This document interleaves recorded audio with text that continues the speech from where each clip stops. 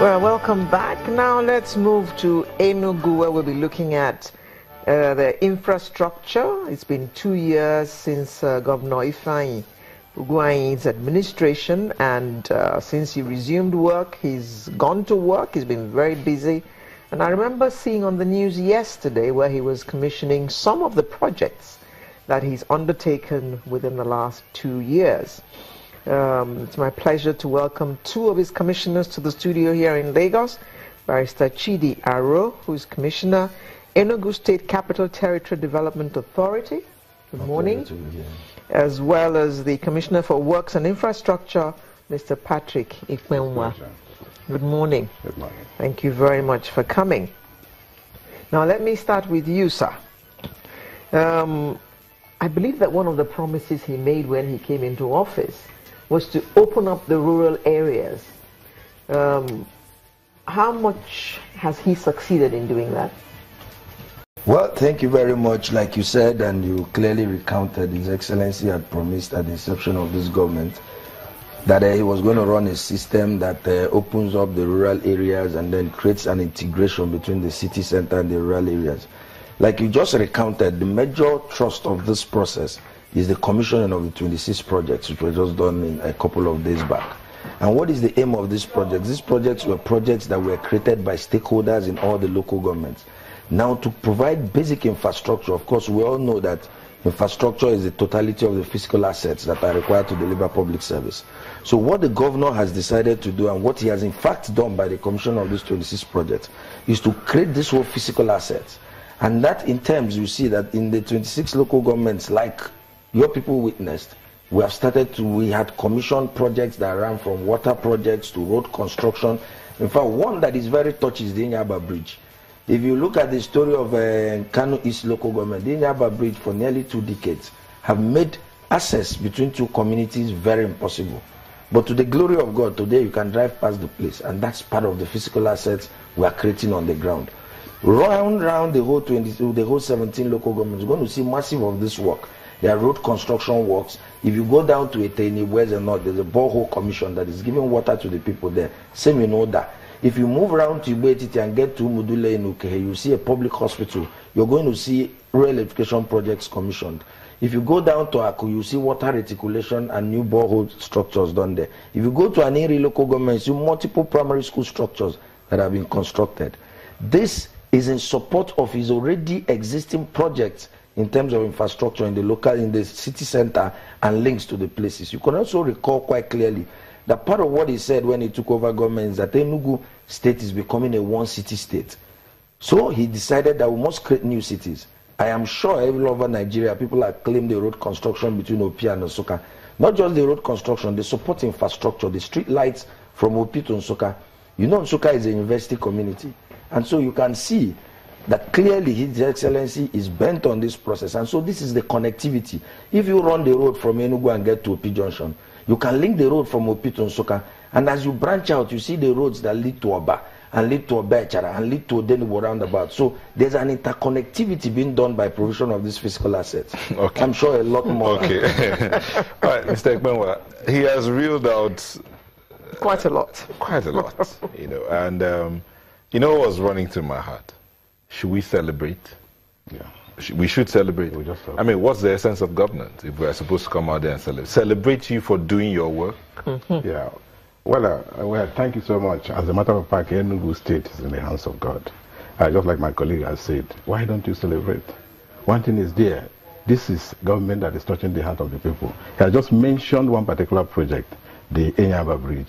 That particular bridge, as a matter of fact, for over decades, no vehicle has moved from Amagunze in particular, and to Amachido. From Amachido to Amagunze, it's just less than a kilometer. Okay, Mr. Ikmenwa, we'll take a moment and come back to continue this conversation. Please don't go away.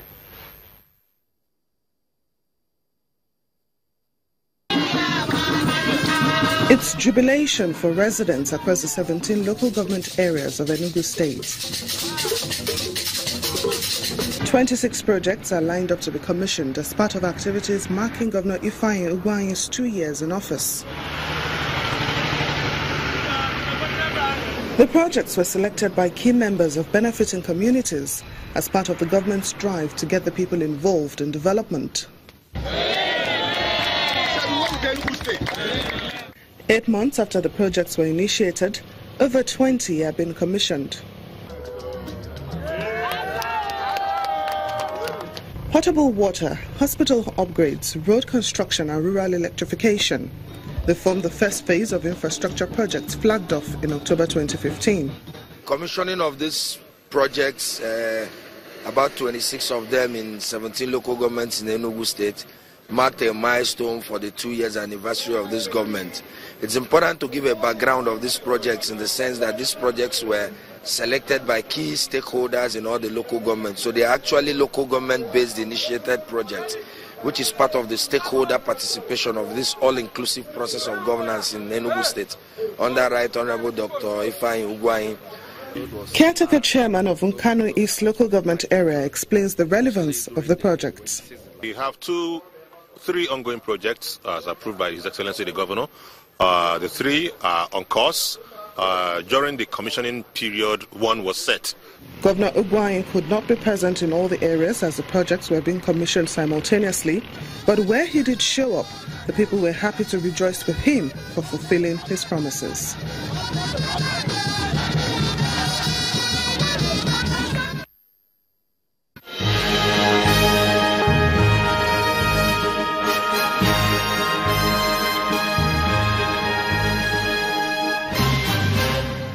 Welcome back. So, Mr. Ekman, I'm saying, why should we, it's like saying your house help takes care of the house and you come and throw a party for the house help.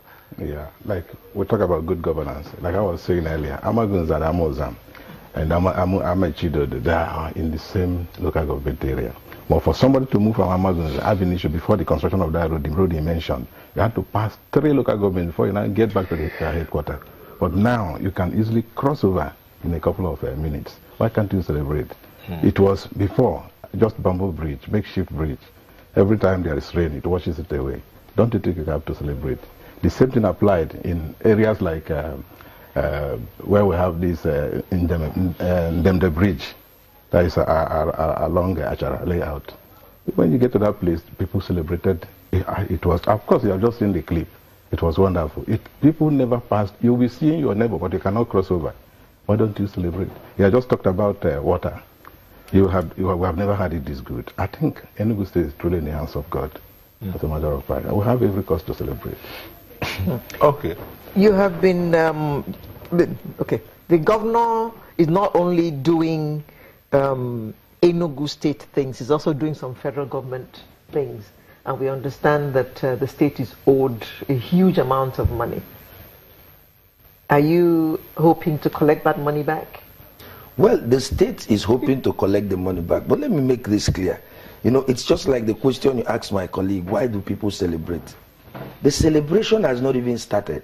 The people have to celebrate because on the ladder of federal government allocation, we get less than 2.5 billion naira every month. This is a governor who sits and has a wage bill of 3.1 billion naira to pay every month. So how do you manage that? That is you're running on a deficit. That is the way that's why we say we should celebrate. Because the state is in the hands of God. We are witnessing the miracle of the 5 loaves and 2 fishes. And so you see a man who is transforming a place, having less money but doing more. It is on record. They say in Nigeria, what do you say?